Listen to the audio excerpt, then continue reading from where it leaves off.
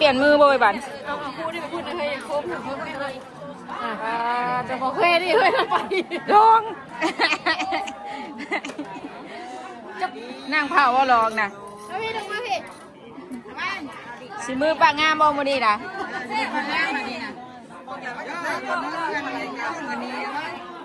ก็ถามแม่ว่ากินอะไรดิก้มตำหูก็ได้ลูกยืนกันไปว่าผมให้เพราะว่ามันนั่งฟังนี่ไปยืนไป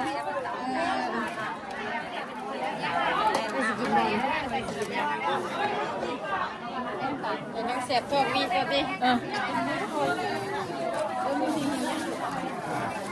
ก็จะกินก็ได้ดูเคสแม่มันแม่น้องนี่จะผิดจะผิดเลยว่า ว่าไปอ้วนนักยังนักอยู่ดิเนาะผิดคืออะไรเพื่ออะไรเนาะ คือผู้ชายเด้อ แต่พวกนายพวกหน่อยนะเนาะ พวกหน่อยเด้วะ หมดเลยซื้อกันหมดมันจะกินยังหนุกเนื้อว่าอยู่ คิดจำหุ่งเนาะ ว่าเบื่อจะหนักทำไรไรนะจริง เอาไปเสร็จแล้วเอาไปเสร็จแล้ว ไรนะจริงพวกคุณนะทำมาเป็นว่าจะมาเป็นคนที่ทำ ก็ยิบเสร็จมึงมาได้นะ เตะ มีว่าถอยอ่ะยังไม่ตะตีบหน่อยนึงแล้วมาต้องลายเลยก็ลายโคตรนั่นนะสวยเลยนะเอาออกเลยนึงเอ๊ะ เอาเลย เรา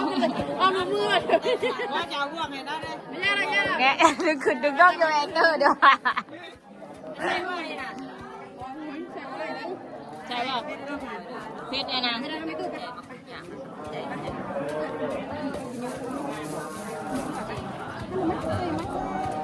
มานั่งปลาแม่มานั่งอะไร ไปโดนผู้โดนน้ำนองว่าเด้อ บ้านอยู่ไหนล่ะ ผ้า พาว่า เออ เด็กมาเก็บไว้ตามเองกันนั่นกันเลยใช่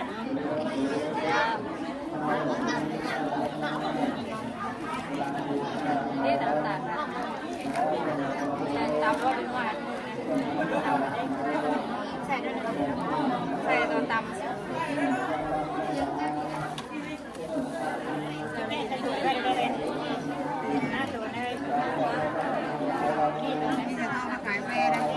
มาอะไรได้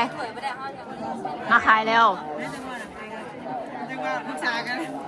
เข่ากันได้ลูกชายเข่ากันได้แม่กันได้ยังไม่สอนว่า ยังคัก บ้านนั่นขี่บ้าเพื่อเราลองมันต้องว่าแล้วมัน แล้วอยู่เป็นไหนน่ะแล้วอยู่เป็นไหนน่ะฉันมีแต่ลองอีโอ้ยเราคนออกมามันง่ายได้น่ะเนี่ย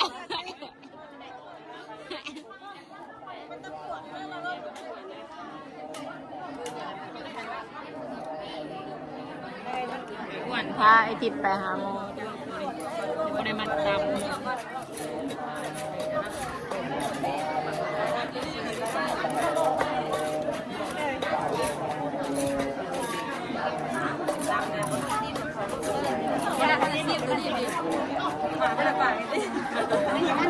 คนก่อนไม่ว่า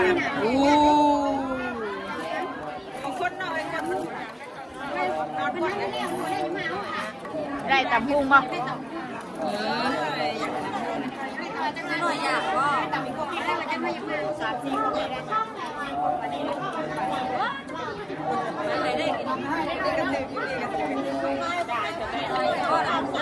คนหลาย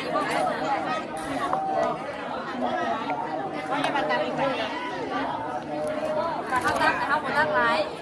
เขาตั้งเรียนนั่นนี่นะพวกกระจายมันนั่นเนาะไปวันนี้ทานใส่อะไรนั่นเราเลือกให้หามือไปจ่อยกลับมาจะปิดกินยังไงต่างเรื่องเนาะเอาเรื่องเลยทางดำๆเลย ไม่ยังน่ะ ตามหุ้มแล้ว มันเดือ ว่าน่ะจะลืมเรื่องไปแล้วมั้งเดียว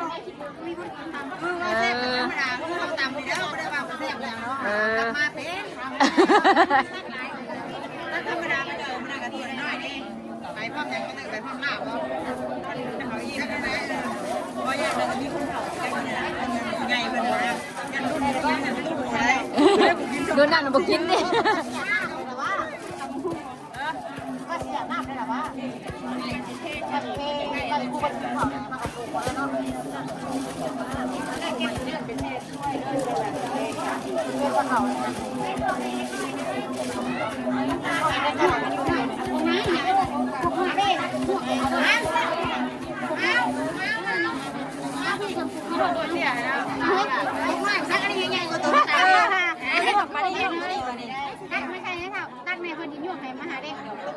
ธรรมดาบุ้งจะก่อนโอ้ยใช่นี่แหละบุ้งต้องจุ๊บ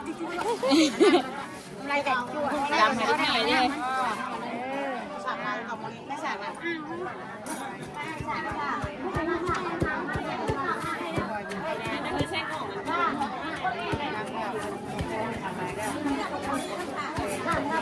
ใส่ไม่จะเล่า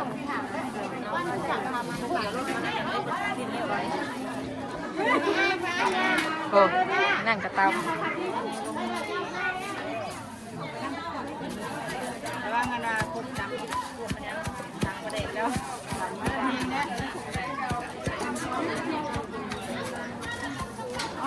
ลองเลยหาตอดคนนั่นวันนี้กันจืมกันนี่คน จอง คนตามแซ่บคือห้าได้ป่ะเขามารับจ็อบเลยไม่ได้ผมมีเกี่ยวกับนี่จะบ่วงจ้า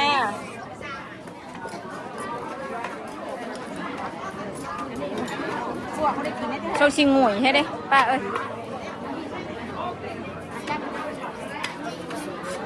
ลายไหล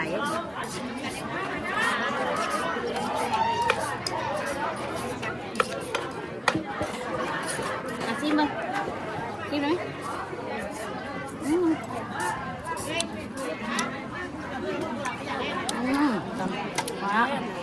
ว้าว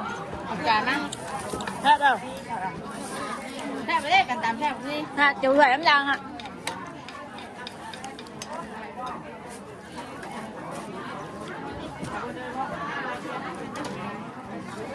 กำลังชิมเผ็ด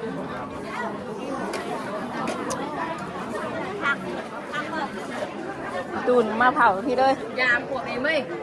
มาดิดิ นี่ไงยากกันกินบ่นะกินน้ำกันลูกกินน้ำกันไปดิ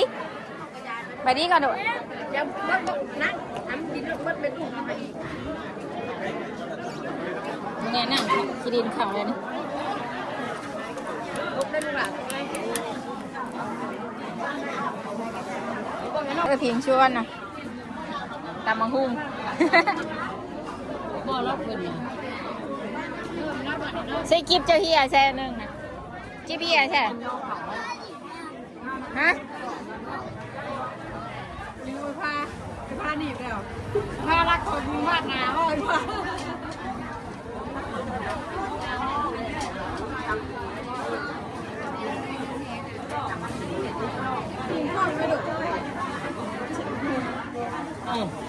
ยืงท้องนะฮะพี่จิลายแล้วพี่ยืงท้องเลย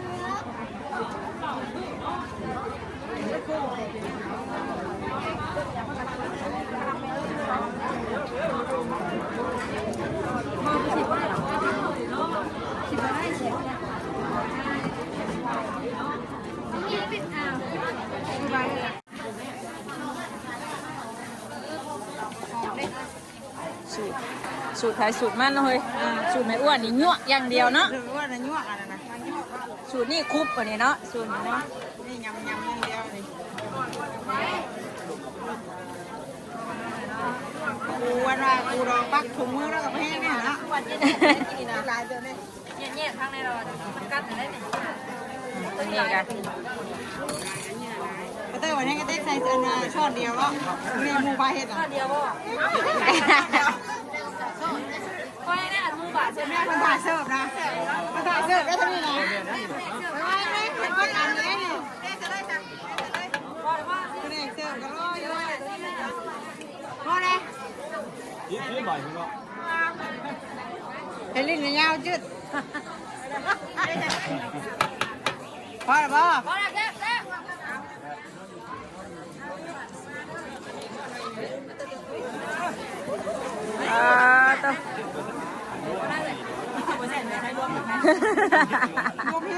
เอาก็ขั้นจะพักดิเว้ย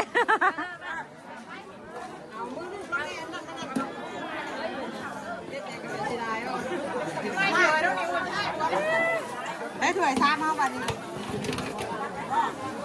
ก็กล้วยแหละ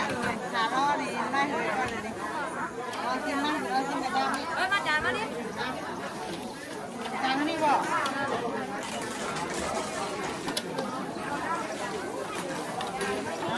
ทำหูกันยังกันของใครอีกเนาะวัดหมูอันนี้กัน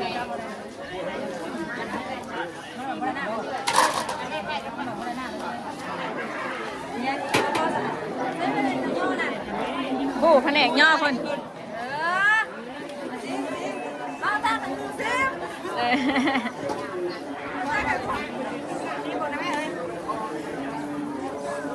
จับใส่รถจับใส่รถจะมาไม่ได้เขาจะนั่งแซ่บร้านของเห็นไหมเนี่ยนะบ่ตัวนะบ่ แซ่บไม่ได้แซ่บเดียวไม่ได้ แซ่บแล้วคุยเชฟไหมแซ่บแล้วนี่แบบว่าเขาตั้งกระเด็กแบบนี้ได้ใส่แมวอีกว่าทำไมมากกว่านี่ เอ้ยพูดไม่แค่อันนี้ มาที่ว่าใครมากกว่านั้นมากตัวนี้แซ่บแต่ว่ามันใส่ยังใส่ยัง ผู้ชายอยากให้มันแซ่บแล้วกัน มันเปลี่ยนไหมใช่จะเปลี่ยนแบบเอาเลยเราดีเลยพอดีเนาะนี่คอมเมนต์กับพอดีแล้วอ่ะ แต่บ่ลองสิบ่ เขาไม่ได้ชิมมั้ย บ่พอละ สนามไม่ได้เราชิมก่อนพอเลยพอดีว่าลูกไม่ได้นะ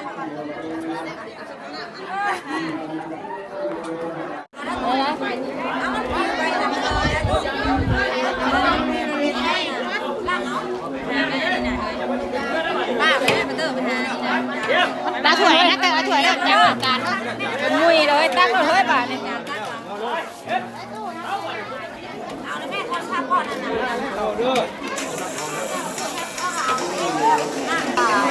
กินเขียวมันย่อลองเอ้ย น้องมีของกินก่อนได้เหรอน้องไปร่มนะฮะ ย่อไปร่มเลย แต่บอกคนได้บอก เวลาละจะทานให้เลยกลัวใส่ถุงยางนะใส่นี่ในถุงตับใส่ถุงยาง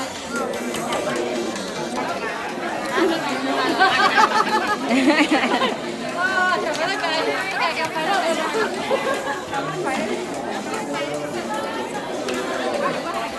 เอาไงได้ไงดิเอาไปเลยทางนี่สีเข้มกว่าทางนั้นกันบ่ว่าใส่ย่อน้ำนะเอามือแล้วก็เลยเอามือย่อใส่น้ำไว้ตัวนี้พักหน้ามันไปย้ายแล้วเนาะ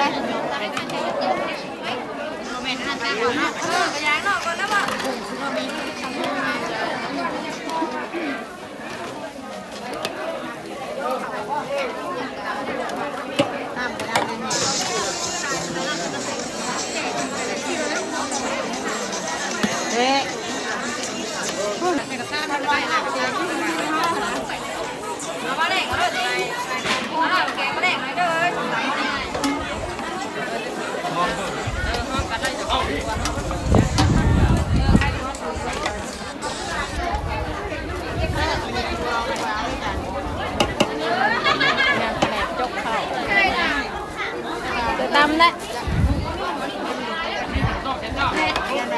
น้ำมันใส่ได้น้ำมัน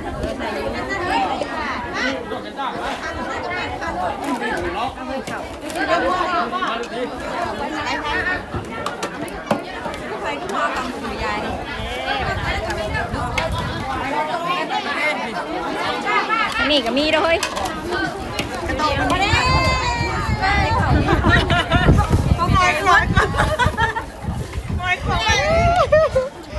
ยายเลยจะเอาไก่เผือกไปเอากระปูร้องเข้าไป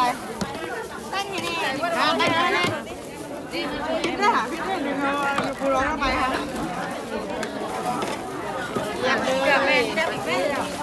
เอาเฮ้ยส่งต่อเฮ้ยจองกับปูอ่ะนะ ปูได้ไหมจ้อยนั่งมานั่งมา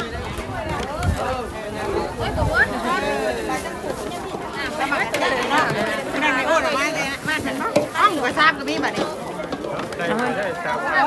ว้ายมันจะเฮียได้เนาะ ขายดีขนาดเฮ้ยตังพุงเนาะขายเท่นำเท่ท่าเลย อ้าวเข้ามาเดี๋ยวจะเอาอยากไปหลายเปล่าเนาะไม่ข่าวว่านะอยากกินข่าวว่า ตำพุงวะฮะบ่ตำพุงนี่ เอาข่าวว่าข่าวว่ามาเอาไปจะคนที่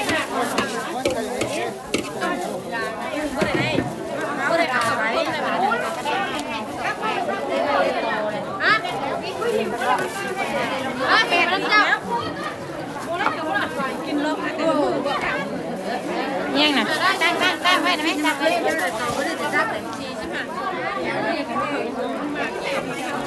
ล่นไหนนะข่าวนะไปก็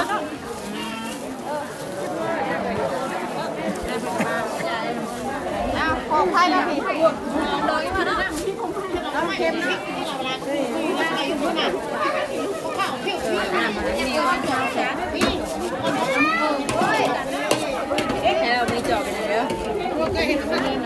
ด้วยพ่อบ่เอ้ยตำพุงเลยคือชะม้อยเลยเฮ้ยนะมาแต่ขายดีพี่มาแต่ขายปุ่นเด้อปุ่นเด้อ นี่อ่ะบอกว่าอยู่ว่าเสืออันนี้มันก็ตัวนี้ หลายว่าเขาเลย อันอยากอันนั้นนะพ่อทั้งพี่เลยยายอยู่บ้านกับกูไก่พ่อ นั่งเขา ตัวกันเลยกับกินทุกคนนะ เขาที่